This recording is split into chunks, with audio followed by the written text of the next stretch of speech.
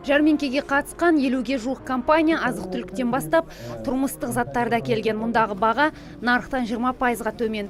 Мәселен, күнделікті тұтынымдағы жуаның бір келісі 60 теңге, жергілікті алманың құны 200 теңгенің төңірегінде. Алтын дән компаниясы да барлық өнімдерін арзан бағада саудалады.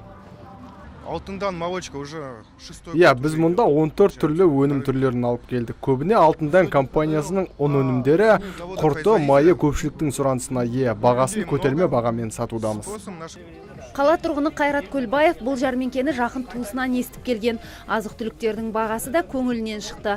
Алдағы уақытта да жиі өткізілсе деген өтінішін білдірді. Базардың бағасынан да әдемі алмаларының дәмі де жақсы екен. Ұнап жатыр. Осыны ұйымдастырған организаторларға рахмет айтқым келеді. Аптасына 2 рет, 3 рет осындай ярмарка болса, халыққа дұрыс ой деп ойлаймын өзім. Қазір білесіздер ғой, барлық жағдай қымбаттап жатқан кезде бұл жерде бағасы примерно адамдарға дұрыс ой деп ойлаймын бағасы.